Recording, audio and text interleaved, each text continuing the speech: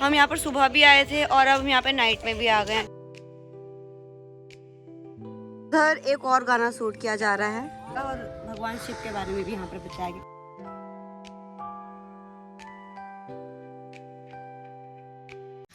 साथियों, आपने अक्सर देखा होगा कि मनुवादी व्यवस्था डॉक्टर अंबेडकर से जलती रहती है।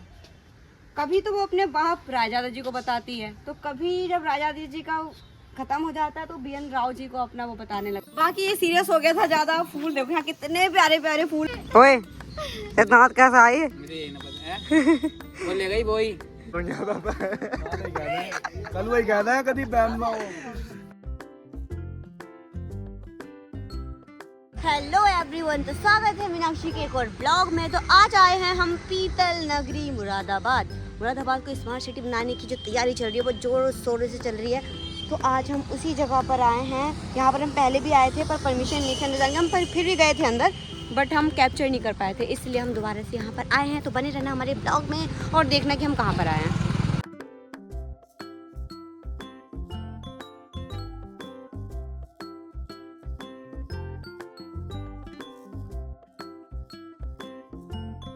तो साथियों, हम आए थे संविधान साहित्य वाटिका। हम पहले भी यहाँ पर आए थे पर उस समय अंदर जाने की परमिशन नहीं थी पब्लिक को, बट हम फिर भी गए थे पर हम अच्छे से कैप्चर नहीं कर पाए थे। पर इस बार मीनाक्षी जी आपकी इसको अच्छे से कैप्चर करके दिखाएंगी। तो ये इसका मेन गेट है जो कि बड़ा ही सुंदर है, बड़ा ही कलरफुल है, बहुत प्यारा है। तो बने रहना हमारे ब्लॉग में, अंदर से ये बहुत ज्यादा सुंदर है। तो हमारे साथ आए हैं पलवल की एक मशहूर हस्ती अवधेश जाटव जी, जो कि बहुत अच्छे लग रहे हैं। इधर हमारा भाई है शिवा जाटव, जो कि बुरा मान गए थे कि मीनाक्षी दीदी ने हमें नहीं बताया और सैड स्टोरी लगा रहे थे। और उधर वो दोनों घूम रहे हैं, अभिषेक और आनंद। तो ये इसका सूचना बोर्ड है जिसमें है कि 3 वर्ष से 12 वर्ष तक के जो बच्चे हैं उनके 25 रुपये है प्रति व्यक्ति और जो हम जैसे लोग हैं उनके 50 रुपये प्रति व्यक्ति। तो अभी हम यहाँ पर टिकट लेंगे और फिर चलेंगे अंदर। बहुत प्यारा है ये। मुझे तो स्ट्रॉबेरी और चॉकलेट के अलावा कुछ भी वो दे दो, चॉकलेट मत देना। I hate chocolate, I love chocolate but ice cream में चॉकलेट नहीं। कितने वाली है? तो वो दो, 1 2 3 4 चार दे दो। चोको 2 दे दो, चॉकलेट दो। एक तो कौन दे देना। कौन दे दो? 35 वाली आती है, 30 वाली आती है। ले शिवा। तो अभी हम पहले आइसक्रीम खाएंगे, बटर स्कॉच देना, और आइसक्रीम खाने के बाद हम ठंडे हो जाएंगे, फिर ठंडे दिमाग से ब्लॉग बनाएंगे। भाई ले लो हमारे टाइम तो ले लो। तुम तो खाओगे ना कभी। एक और दे दो, मेरे भैया रह गया। काले रंग की देना, इसके लिए काले रंग की, क्योंकि ये कलर से कोई कंप्लेंट नहीं लाला। देखने वाले समझ गए क्योंकि ये हो रहा है। चॉकलेट है कहीं ना बाबू, एक और दो फ्रेशी। रह गया मेरा भैया बेचारा। ऐसे दे दो पीली।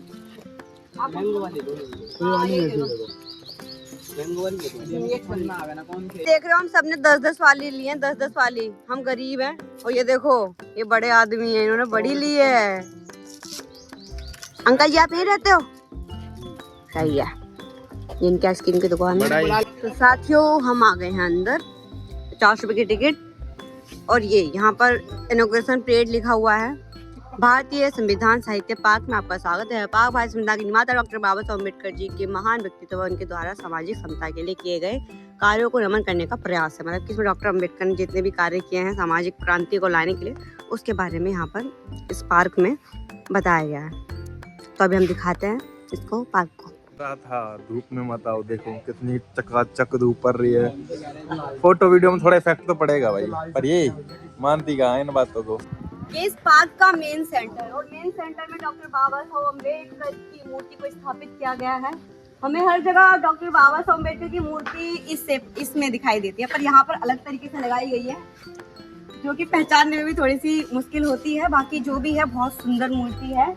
बाकी इस वाली मूर्ति की जो बात ही अलग होती है सच में, बाकी ये भी बहुत प्यारी है। तो यहाँ पर इस बोर्ड में लिखा गया है, भारत रत्न बाबा साहेब डॉक्टर भीमराव अम्बेडकर जी को भारतीय समाज सुधार आंदोलन का अग्रदूत कहा जाता है। और कहना भी चाहिए क्योंकि सामाजिक आंदोलन में जो रोल बाबा साहेब अम्बेडकर का रहा है मुझे नहीं लगता कि सामाजिक सुधार में किसी और का वो रोल रहा होगा। तो वही डॉक्टर अंबेडकर आज मनुवाद की छाती पर सीना तान कर खड़े हुए हैं।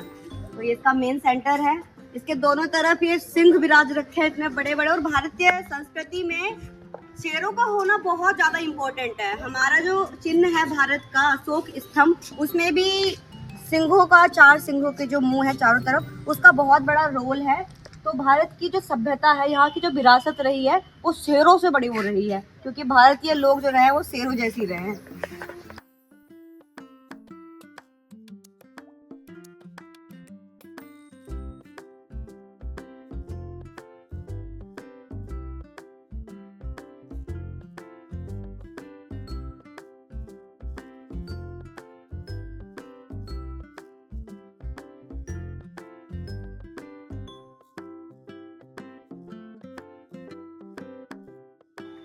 इस मूर्ति के जस्ट पीछे सत्यमेव जयते लिखा हुआ है। और आप सबको पता है कि हमारा स्लोगन है, इसका बहुत बड़ा रोल है सत्यमेव जयते, जो कि मंडूकोपनिषद से लिया गया है। और यहाँ पर बड़ी बारीकी से अच्छी अच्छी चीजें लिखी हुई है। यहाँ पर हमें एक नाम दिखाई दे रहा है, प्रेम बिहारी नारायण रायजादा।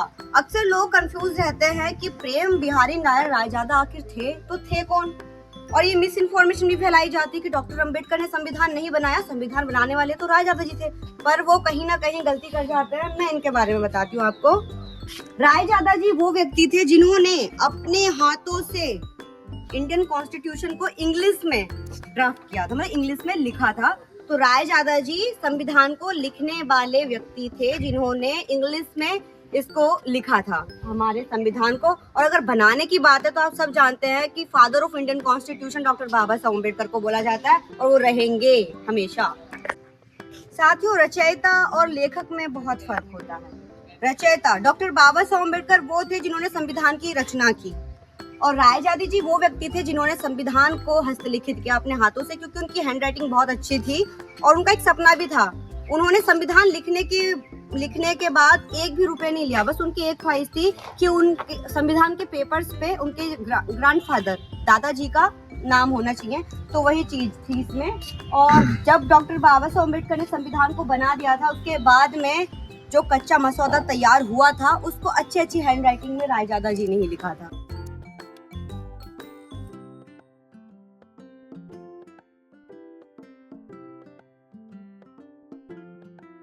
तो यहाँ पर अभी हमारी मुस्सू बहन आई थी, जो कि ये रही। और इधर चर्चिका का एक सॉन्ग शूट हुआ था। यहाँ पर क्या नाम था बाबू गाने का? जाटवकुल। और ये चर्चिका की मम्मी जी हैं, जो कि बहुत प्यारी हैं।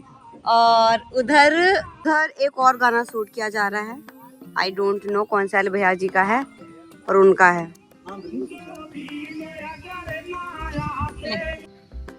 यहाँ पर एक बहुत बड़ा सा बना रखा है। जब हमारे भारत में इमरजेंसी लगाई गई थी, प्रधानमंत्री इंदिरा गांधी जी का कार्यकाल था उस समय, 2 वर्ष का वो रहा था।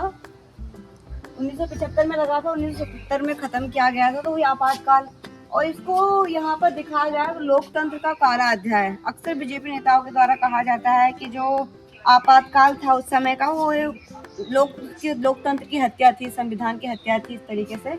तो वहाँ पर इसी चीज के बारे में बताया गया पूरा कि सिंहासन खाली करो कि जनता आती है, ऐसा कुछ लिखा हुआ है।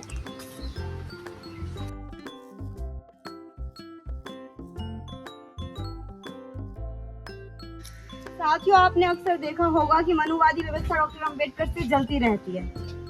कभी तो वो अपने बाप रायजादा जी को बताती है, तो कभी जब रायजादा जी का खत्म हो जाता है तो BN राव जी को अपना वो बताने लग जाती है। मतलब तरह तरह की बातें। हम BN राव जी का जो भी योगदान रहा है संविधान को बनाने में, हम उसको नकार नहीं रहे हैं। और डॉक्टर अंबेडकर को खारिज कर देना मनुवादी व्यवस्था के लोगों द्वारा, ये ऐसा है कि बहुत गिरा हुआ काम। वो लोगों की जलने की चीज़ों को दिखाता है कि बाबा साहब से लोग कितना जलते हैं। सर BN राव जिन्होंने ड्राफ्टिंग कमेटी बनाई, और उसके हेड जो थे वो डॉक्टर अंबेडकर थे, ठीक है।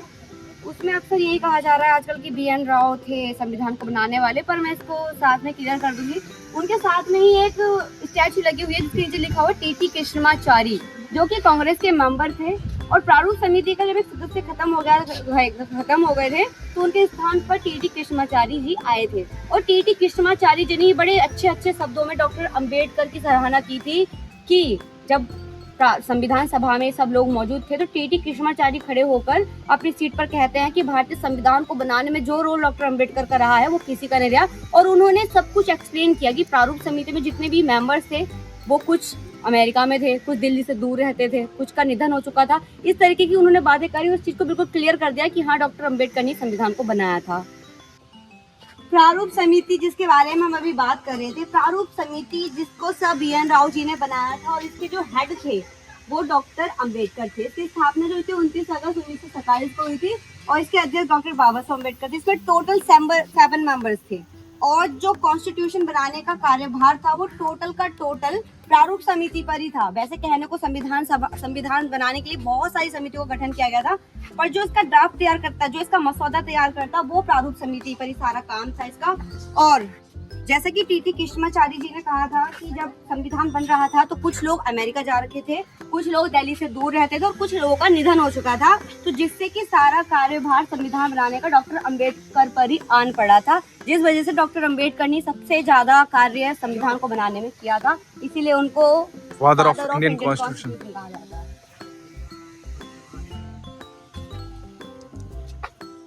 बाकी ये सीरियस हो गया था ज्यादा। फूल देखो यहाँ कितने प्यारे प्यारे फूल है, इतनी सुंदर, वो हो बहुत प्यारा है सच्ची में।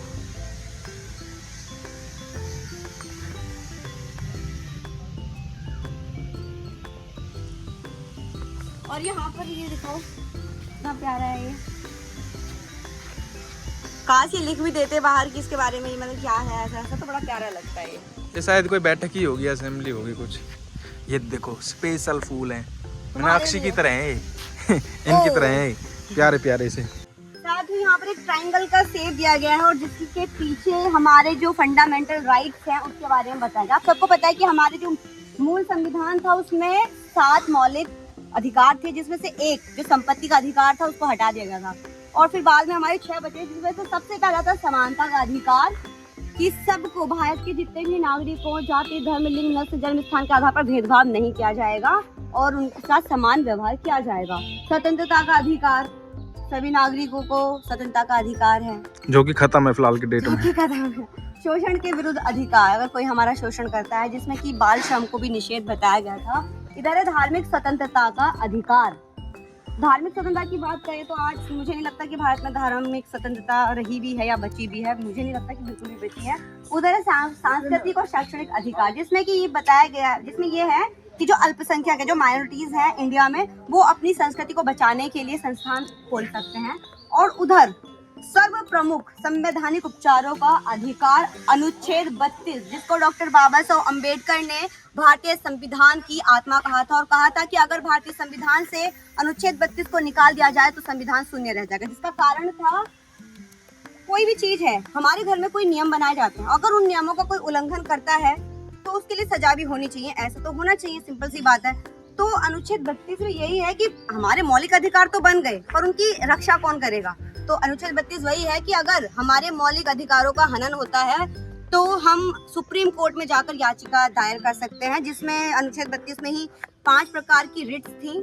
तो अगर हमारे साथ जो अधिकार हैं, मौलिक अधिकार, उनका अगर गलत यूज किया जाता है या फिर उनका हनन होता है तो हम डायरेक्ट सुप्रीम कोर्ट में जाकर शिकायत कर सकते हैं। तो डॉक्टर बाबा साहब अम्बेडकर ने इसको सबसे मोस्ट इम्पोर्टेंट आर्टिकल बताया था भारतीय संविधान में। गोद में उठाते ना आए। ओए इतना कैसा आए?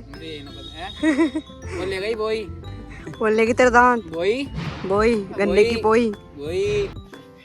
तो साथियों, ये सब मेरे भैया हैं, ये मेरी बहन है और ये मेरे बारे में कुछ कहना चाहते हैं। ये है हमारी बहन, इन्होंने टिकट लगाया 25 रुपए का, सही है, नहीं आई है तो अंदर से हमारे 50 का लगाया सबका।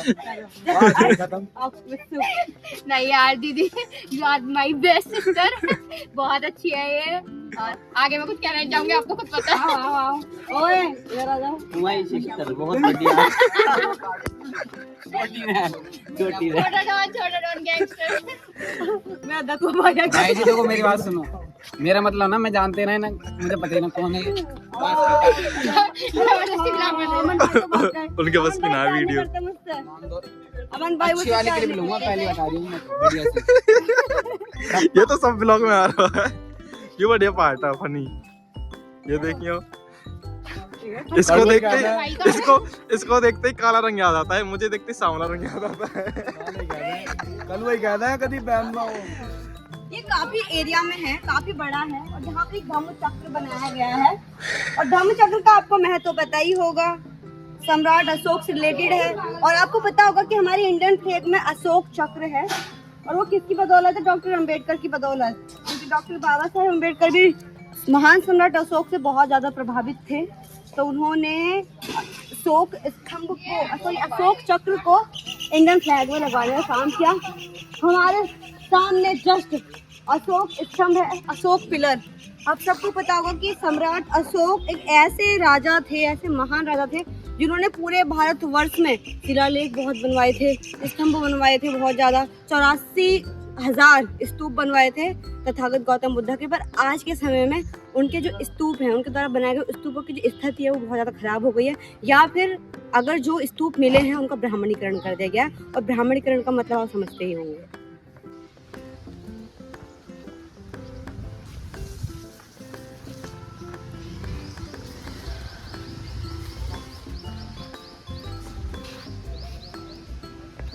साथियों, ये है सम्राटों के सम्राट, महान सम्राट अशोका। यहाँ पर ये धम्म, अशोक का धम्म के बारे में बताया गया। आप सबको पता है जब कलिंग का वॉर हुआ था, उस समय के बाद में उनको इतना हर्ट हुआ था अशोका को कि उस युद्ध में बहुत ज्यादा लोग मारे गए थे, बहुत ज्यादा। जिसके बाद से सम्राट अशोक का हृदय परिवर्तन हो गया था कि आज के बाद मैं हिंसा नहीं करूंगा, और फिर वो अहिंसा के मार्ग पर चलने लग गए थे।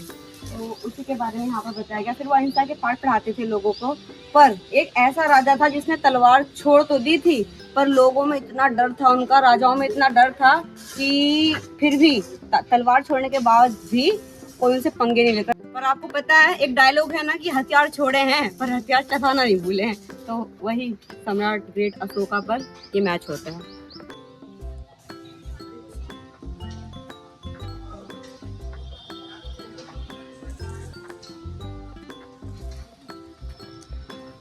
भाई ये आप देख लो, पढ़ लो, भारत लोकतंत्र की जननी। यस, दुनिया में सबसे बड़ा हाथ से लिखा हुआ संविधान भारत का ही है, जो कि हमारे बाबा साहब डॉक्टर भीमराव अंबेडकर जी ने लिखा है। यहाँ पर पंचायती राज व्यवस्था के बारे में बताया गया है। अगर आप पॉलिटिकल साइंस के स्टूडेंट हैं तो आपको पंचायती राज व्यवस्था के बारे में पता ही होगा। आप सबको पता है कि प्राचीन समय से भारत में पंचायती चला करती थी। एक गांव की सभा हुआ करती थी, उसका एक हेड हुआ करता था, चारों लोग उसके आसपास बैठा करते थे, और एक जो पंच होता था, जिसको पंच बोलते थे, वो निर्णय दे दिया करता था। जैसे कि सुप्रीम कोर्ट में, मान लो सुप्रीम कोर्ट में होता है, वैसे तो 5 पंच होते हैं, बट उनका भी एक लीडर लगा लो। होता है, हेड होता है उनका, उसको पंच बोलते हैं। वो पंच तो 5 को बोला जाता है, उनका एक हेड होता है। तो वही पंचायती व्यवस्था के बारे में बताया गया यहाँ पर। और यहाँ पर हमारे मौलिक कर्तव्य के बारे में बताया गया है। ये काफी सारे बोर्ड लगाए गए हैं इधर, तो उसके बारे में एक्सप्लेन किया गया है इन सारी प्लेट्स में। यहाँ पर एक नंदी की मूर्ति बनी हुई है, और आप सबको पता है कि इंडस वैली सिविलाइजेशन में बैल का बहुत ज्यादा अहम रोल है। और जब इंडस वैली की खुदाई हुई थी तो वहाँ पर एक बैल की वो भी निकली थी मूर्ति, तो उसी के बारे में यहाँ पर बताया गया। और भगवान शिव के बारे में भी यहाँ पर बताया गया कि नंदी उनके वाहन हुआ करते थे, ऐसे ऐसे करते। और आइए मैं आपको लेकर चलती हूँ हमारे भारतीय संविधान की आधारशिला, हम भारत के लोग, मतलब भारत की प्रस्तावना, भारतीय संविधान की प्रस्तावना। तो यहाँ पर एक बहुत बड़ी सी किताब बनाई गई है, और उसमें इंडियन ट्राइबल के बारे में लिखा गया है। और इंडियन ट्राइबल आप सबको पता होगा कि पंडित जवाहरलाल नेहरू का जो उद्देश्य संकल्प था, उसी को आधार बनाकर भारतीय प्रस्तावना बनाई गई थी। क्योंकि जो पंडित नेहरू ने सन 1946 में उद्देश्य प्रस्ताव जो था उसको लाया था, उसको 1947 में एक्सेप्ट कर लिया गया था, और इसी को बेस बनाकर भारतीय संविधान की जो प्रस्तावना थी उसको बनाया गया था। तो यह है हमारे इंडिया की प्रस्तावना।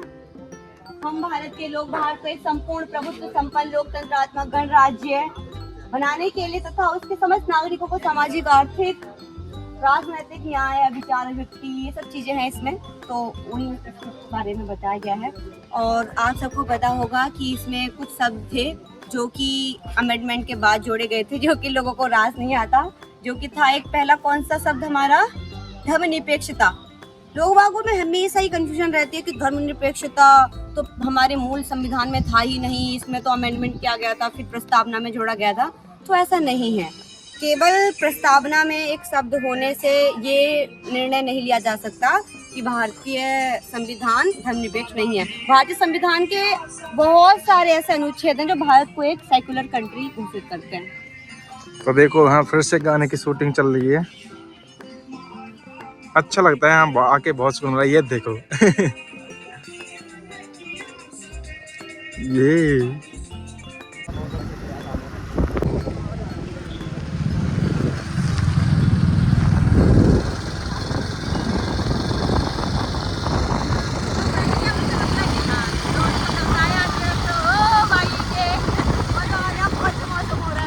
मौसम बहुत बढ़िया हो रहा है।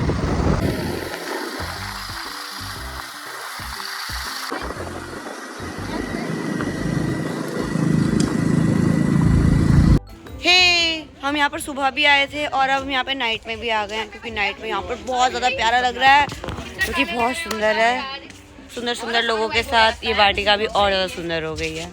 मेरी तारीफ। इधर ये हमारे सब साथी हैं, गरीब दोस्त। कुंड में मस्तों के झुंड में क्या करेंगे? ब्लॉग खत्म नहीं होता। हवन करेंगे।